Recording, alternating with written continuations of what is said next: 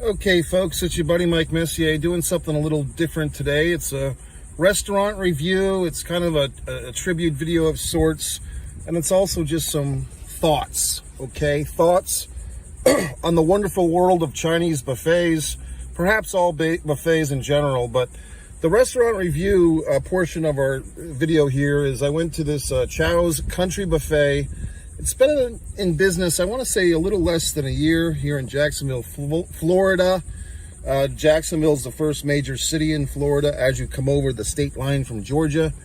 There is a joke in Florida. People have asked me about this because they thought it was serious, that as you go further south in the state of Florida, the cities become more northern. And it's not a geographical thing. It's a joke, meaning that the top of the state, namely where I'm at, is like the redneckiest or the southernest or whatever you want to call it.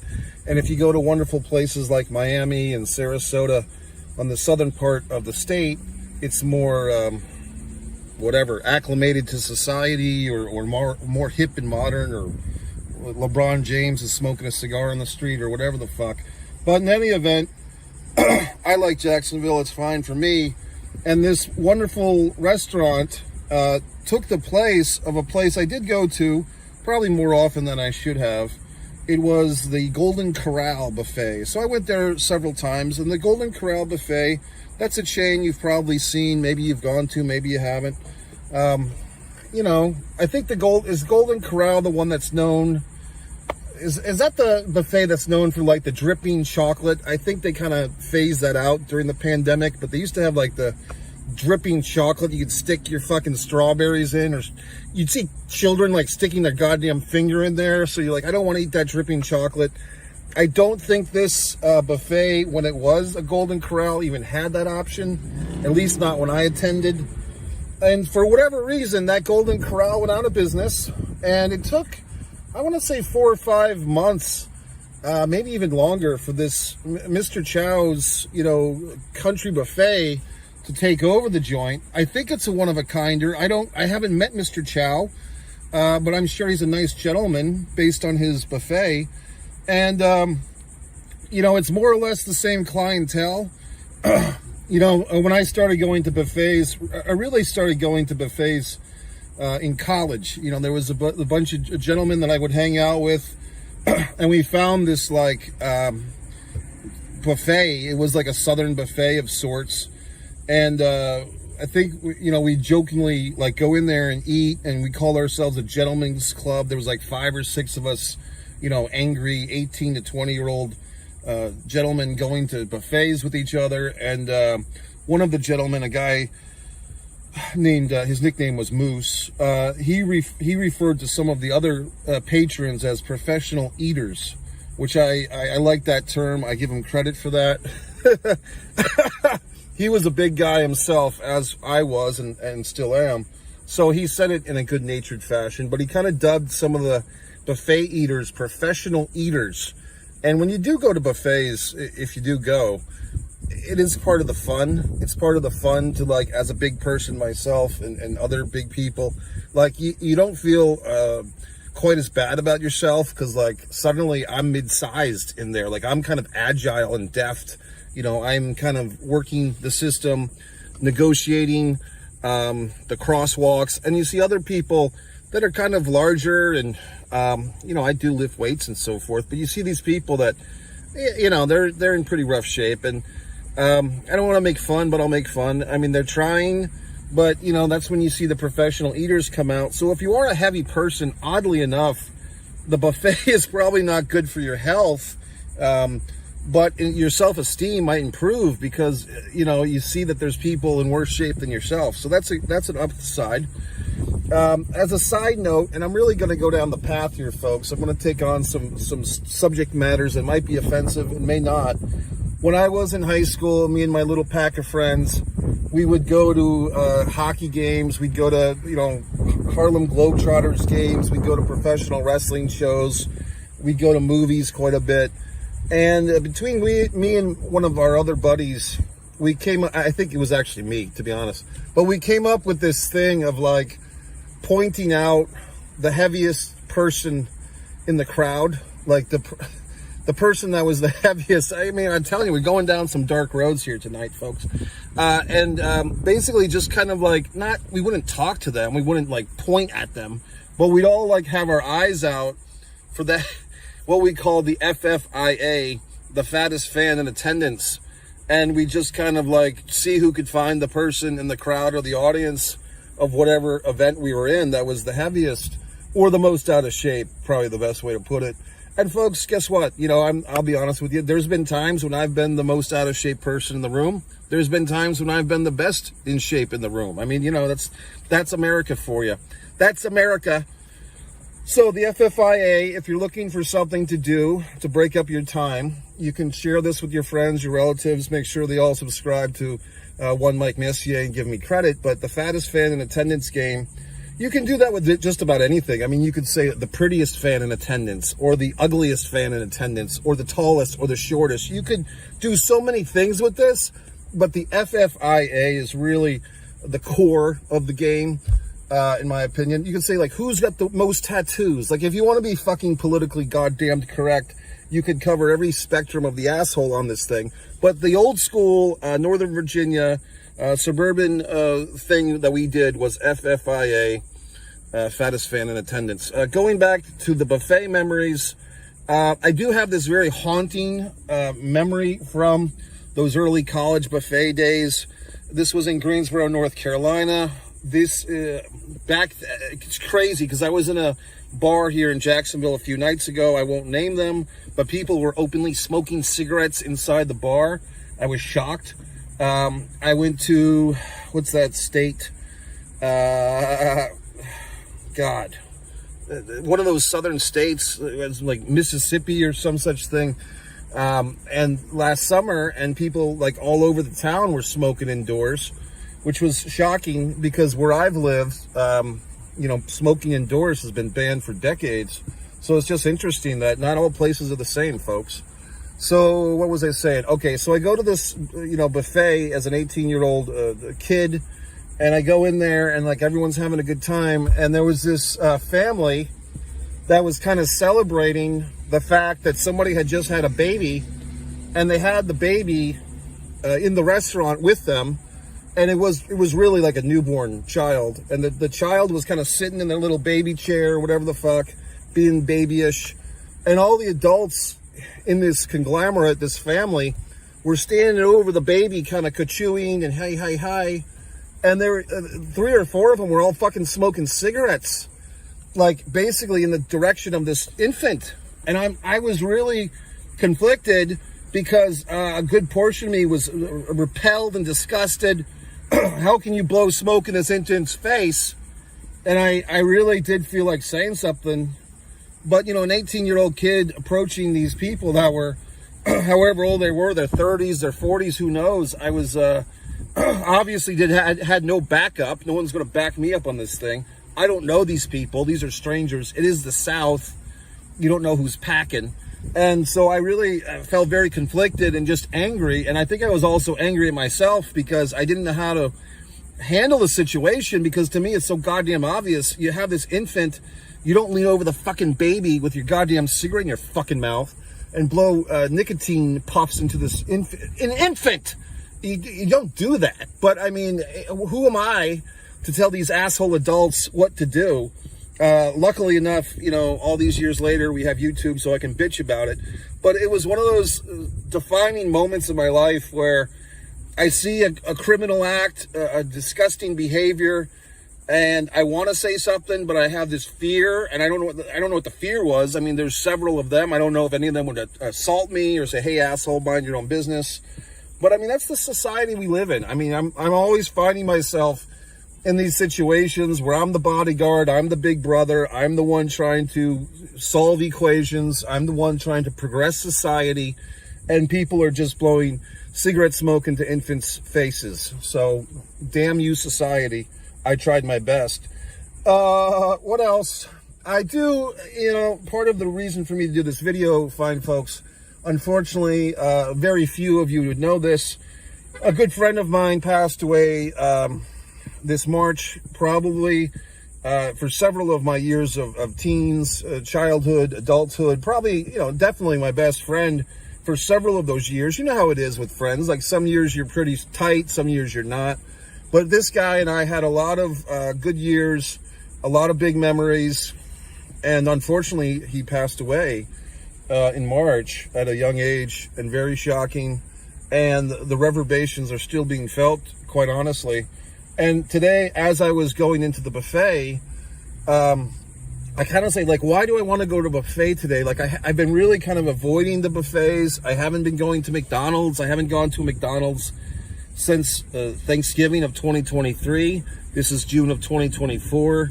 The last time I went to a McDonald's, it was a shit show. They were like really fucking up all the orders. I paid $7. I didn't get any food, and I just left in a huff. I actually called McDonald's to complain. They never took care of me, so I haven't gone back to a McDonald's since. I've avoided a lot of pizza, and I've cut back on my sugar intake and so forth. But for whatever the fuck reason, today I just said the buffet was calling me. I felt the need for a big meal. I haven't been big mealing it. I've been, sandwiching and small mealing it. But I said, I need to fuel up. I'm a camel that needs to be fed. Like, today is my day. And I needed some vegetables. I needed some waitress service. I needed the whole 9 fucking yards. So I came to the buffet. And as I'm walking in, I noticed this shirt that I'm wearing. I'm not the biggest tie-dye guy. I mean, I've had maybe 3 or 4 tie-dye shirts in my life. And then I just realized my buddy who passed away, he had a couple of years where he was really wearing tie-dye, like quite a bit. Like this would be pretty much an approximate shirt to what he would wear.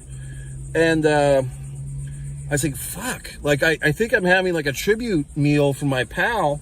Unfortunately, due to circumstances beyond everybody's control, they being, family, friends, have not had a service memorial quite yet for my buddy. Hopefully that'll happen soon. But I said, well, I guess this is like my private memorial, you know what I mean, in a way, because I kind of feel like I'm carrying the cloth of my pal. And and it kind of goes back to me and my buddy when we had our real strong years of friendship. We would occasionally go to buffets quite a bit, actually, because we were both tipping in probably at that time in the 275 to 295, both over 6 feet tall, both young men in our late teens, early 20s. And my friend, I think, came up with this one, or maybe it was a conglomerate, but I'll give him credit. I think he came up with like the idea of like a couple of superheroes, basically Fat Man and Buffet Boy. And like they would go into the buffets and like, Fat Man instead of Batman. And like if there was any trouble in the buffet, like if the buffet was being held up by terrorists or whatever, Fat Man would like swoop in and hit him with a plate. And then Buffet Boy would kind of like come in with a fork and jab him in the eye. And it was just fun. You know what I mean? So I felt like this was a little bit of a reunion of sorts of Fat Man and Buffet Boy. I think I was actually Buffet Boy, and my buddy was the self-described Fat Man. And it was just a funny thing that I think we talked about, never executed it. I mean, if you steal this idea, give me credit and my buddy. So whatever the fuck. What else happened? In this, and here's the funny thing. I tipped well today. The the gentleman who like let me in, the host guy was a host. Normally, I guess like everyone else, I prefer a hostess. No offense. I prefer a waitress. I prefer a hostess. No offense to the waiters and the hosts of the world. I do prefer the feminine touch. However, in a buffet scenario, you're not going to have like your libido on. You're not going to have your fucking swag on going to the buffet. I feel, at least, maybe others don't, there's a level of shame in going to the buffet. There's a level of self-ridicule. What am I doing with my life? And you know what I mean? Like, to me, that exists. I don't know if other people share that. I kind of feel that they don't. There was no music in this location. Mr. Chows does not have music. I do kind of like music when I eat. However, as I'm getting older, I realize like music's one of the fucking most personal things, and I can understand why it seems like a growing amount of places are reluctant to play overhead music, because whatever you play is going to offend someone, or someone's not going to like it, or they're going to request something else. You know what I mean? And who's to say? I mean, the world is so divided now. I was trying to think of a recording artist that everybody could agree on, and I came up with the Pointer Sisters. I don't know why. I mean, I think the Pointer Sisters said, like, I'm so excited. And did they do It's Raining Men, or was that somebody else? But I mean, I just think the Pointer Sisters, if we just played the Pointer Sisters in every buffet in the country, we might have world peace before you know it. But I'm sitting here, it's a dim, I'm alone. I brought like a stack of I brought my fucking headphones so I can listen to a podcast. I brought my goddamn script so I can, like I brought all these orchestrations to like hide the fact that I don't have any goddamn friends with me. But at the same time, I just want to eat and get the fuck out of there. And I'm also kind of telling myself the secrets to the buffet, in my opinion, at least for me, a three plate maximum, 2 plates of food, 1 plate of dessert. I got unsweetened iced tea, so no sugar. Oddly enough, the lady kind of insisted that she give me like coffee, and like I was like, why would I want fucking coffee? But she gave me this hot coffee. It's 90 fucking 2 degrees, and she gives me a black coffee, and she kind of like almost insisted. I think it's like a nice chaser for all the food. And then like I gave her a huge tip. The bill was only $16.10, and I'm like, I'm gonna make this woman's life. I know some people in here, some of these professional eaters are not giving this lady a good tip. I left her $3.90, people, probably 24%. I left her a huge tip. She got me a nice hot coffee. Then I'm like sipping it, and then when she sees the amount of tip I've given her, she's like, you want another coffee? And I'm like, nah, I'm leaving. And then she comes and gets the coffee for me anyway. And then I'm like, and then I'm like, I'll take a sip. And she had like the real cup. And then she's like, I'll give it a to-go cup. So in honor of her, this is how I like my coffee. Black, bitter, and wet. Just like my coffee. So the other thing with the buffet, I think it's a little bit overlooked. I always go in there with the projection, the prediction, the battle plan of having dessert. I think the buffet dessert's kind of the funnest thing about the whole buffet scenario. And in this location, if you've been to any Chinese buffet in the country, at least on the East Coast, you see that they all have like very similar desserts. They have like those fucking cakes that are all like small and cut up little tiny pieces, and like the little pastries, and like like the whatever the fucks. I mean, just there's like this like stock stuff that all these Chinese buffets have. This place had different stuff. They had like chocolate ice cream cups and vanilla and orange sorbet. I mean, it was exciting. They had like, the apple pie. I did not have any. I figured like the apple pie, that's like a lot of corn syrup in that right away. But I was quite happy that they had all these options for me. So you got to plan on dessert. There was in this buffet a lot of shrimp. My sister actually enjoys fried shrimp quite a bit, or any type of shrimp. My thing with shrimp is I like fried shrimp with cocktail sauce. And that's like a hard thing to pull off. Like a lot of fucking places, for whatever the fuck goddamned reason, they'll give you the shrimp cocktail, like the cold fucking shrimp, and they'll give you the cocktail sauce for that.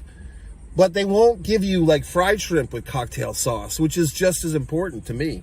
So this place had like many variations of shrimp. I also indulged in, what do you call it? Like the pork things with the fucking ravioli, the dumplings. The dumplings has always been a family favorite for me and my kin. What else? I thought it was good. I mean, like sausage. There was fucking sausage. A lot of chicken dishes. When I say chicken, there's like the Chinese chicken, like the fucking honey chicken, and you gotta like watch these levels because there's a lot of corn syrup and a lot of sugar in these sauces and stuff. I mean, I don't need to lecture you. You're doing quite well with your weight. Congratulations. But, for the rest of us, but like baked chicken never tastes as good as like the fucking honey and the orange and all this crap. So you just gotta kind of monitor things. the chow mei fun or whatever the fuck's, like the noodles. It's very exciting. But the key is, you know, like I said, go at a nice leisurely pace. Don't feel like you're in a competition. You're never going to win. I mean, like I said, these are professional eaters you're up against. If anything, consider yourself like a spectator contestant. Like, okay, I'm like the amateur who's running the Boston Marathon. I'm really just here to get autographs. I have no intention of winning. Hopefully there won't be a fucking attack at the end of the race. Okay, Boston Strong hashtag. But you just want to sit there and kind of like cheer on the real competitors and just allow them to compete at the highest of levels and just be happy that you're like there. You know what I mean? So once you kind of take that, like, I don't need to beat these people, they're going to win anyway. It's fine. Like I said, the unsweet, I mean, because I think a lot of people go in there, this buffet, they think, ah, fuck it, you know, I'm eating all this shit anyway. I might as well get the Coke. I might as well get the Pepsi, the orange drink. Like I said, I stick to the unsweetened iced tea and this fucking pitch black fucking hot coffee. Oh my God. So I feel like at least on the beverage end, I'm doing okay. I didn't have water, which was interesting because typically I'm a big water drinker. I will say this, a knock against Jacksonville, the water here tastes, in my opinion, a little sulfury. And like, what the fuck would sulfur taste like? Like the water in Jacksonville. But like ever since I moved to Jacksonville and Florida in general, there's like a certain aroma to the water, and it's unusual and not in a good way. So I did not drink the water. I had the unsweetened iced tea, which I suppose has the water in it anyway. What else? You know, it was good. I mean, the shrimp, everything was fine. The service, like this was an interesting aspect. I'm sitting there. I told the gentleman, the host, I want to, you know, can I have a corner seat? And the guy like really set me up. He gave me the perfect booth in a corner. And the reason for that is I don't like to sit with my back against a back bearing, and some other asshole has their back against the opposite side of the back bearing. To me, that's like bamboo shoots underneath the fingernails. Like, that's torture. I hate it. And I recently experienced that in this wonderful restaurant I went to a few weeks ago. And I really should have said, like, can you, because me and this other person were sitting there first, and then they put like a party of 5 behind me, and like 3 assholes are sitting with their backs against my back bearing, and I'm just in hell. Like, what the fuck are you thinking? And because there was empty booths around. But like at that point, I can't really say, hey, we've been here for half an hour. Can we move? And I can't say, hey, can you move this fucking bunch of people somewhere else? Because I don't want their backs against mine. So I just don't like, I mean, you really have to be on your fucking game at all times, folks. If you have seating preferences, if you're like me, and you're a bit high maintenance, high strung, you have to dictate from the get-go. You can't allow these things to go down the path that you don't want them to and then try to change it. You have to assert yourself from the beginning. So I'm glad I did that. And this host gentleman, for whatever it's worth, not female, but he was accommodating to my needs. What else? I took my hat off in the buffet. Like, I mean, that was like a thing my dad would do. Like, take your hat off. You know, it's like, okay. But I also like wore my American flag hat.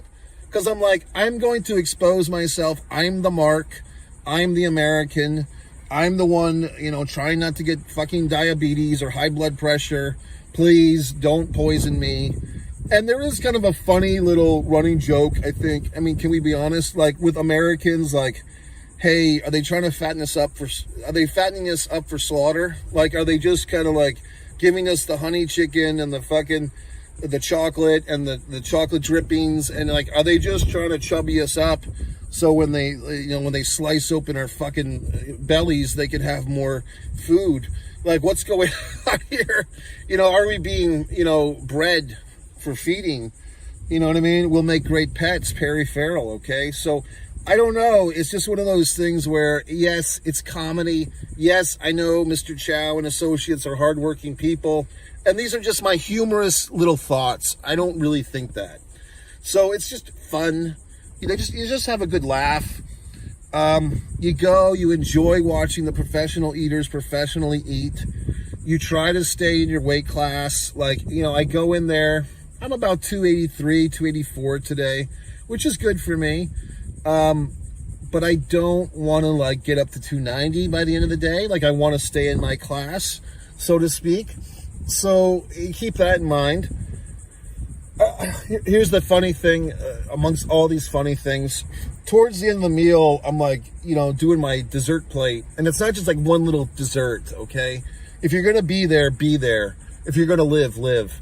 So I've got the goddamn 2 little chocolate ice cream cups. I'm putting like little samplings of chocolate pudding and banana, whatever the fuck.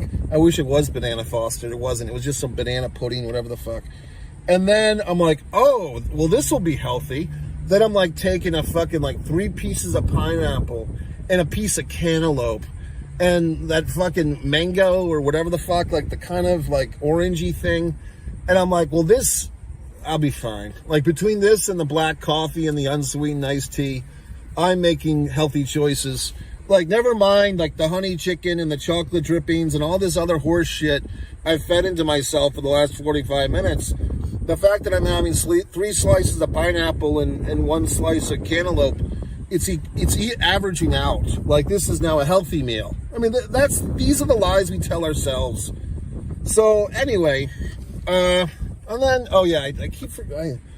I'm sitting down in my nice corner seat. I'm there for maybe 6 minutes. I'm just getting started. And like, have you ever heard of Billy Crystal? Okay, by the way, he was this comedian that was once famous. So Billy Crystal would always like do these impersonations of his family or like old Yiddish couples like arguing. He would always have like those characters at his fingertips. Like, if you saw The Princess Bride, have fun storming the castle. Like, basically like a couple from the childhood of Billy Crystal comes in. They're from the old country, whatever old country that is. And they're just like yapping at each other. And like, they're like little people, you know, they're like, you know, maybe 5'4" each. And the wife is just bitching because she doesn't have a glass of water. And she's just, someone's pulled her string. So every complaint she's had, you know, since the week began is coming out to the surface. And the husband's just trying to eat his goddamn fried shrimp and his chocolate drippings and his slices of pineapple. And I'm just sitting there like, this is torture. Like, I feel like I'm being tortured listening to this gentleman listen to his wife. You know what I mean? And it's like, okay. You know what I mean? So it's just kind of funny. What else? There was almost a slip. I mean, there was a wet spot, so to speak, on the floor. Someone must have dropped a glass of water, some other type of slippery beverage, because as I'm like trying to like go out of there and get to my dessert plate activity, a gentleman like almost did a slip and slide. And then this, I don't know if this lady like helped him or she just like advised him like, hey, don't slip. And the guy was able to catch like a fucking chair or something and not fall. And then he thanked the lady. And then I just thanked the lady too. Because I'm like, as long as we're thanking ladies, I should thank the lady. You know, why not? Sense of community. So anyway, folks, if you happen to be in the neighborhood, Mr. Chow's Country Buffet, I would say that as far as like $16.10, all this excitement, all this entertainment, all this human activity, I could have eaten more. I could still be in there right now, to tell you the truth, and Mr. Chow would have no issue with that. Really nice place. I do feel like it's basically a full star better than what it used to be when it was the standard, whatever the fuck, you know, whatever the fuck it was. It's a full star better. So if you're in town, I would say pound for pound, dollar for dollar, with all the places going up with their money and the people, 25% tip, here you go, fuck you. This place is pretty good. You can go to MikeMessier.com if so desired. You can click on all my wonderful links. You can purchase my wonderful books. You can purchase my art. You can subscribe to One Mike Messier here. You can go to One Artist Mike Messier for my wonderful acrylic art. You can do all these wonderful things. You can go to One Man and a Camera Films to see my films. And you can do all that stuff. I mean, these are all options for you, which you should do every single one. And, when you're having a buffet, think about Fat Man and Buffet Boy will be your guardian constellations in the sky looking out for you. My buddy in the heavens and me on earth, carrying the torch for the happy buffet eaters of the world.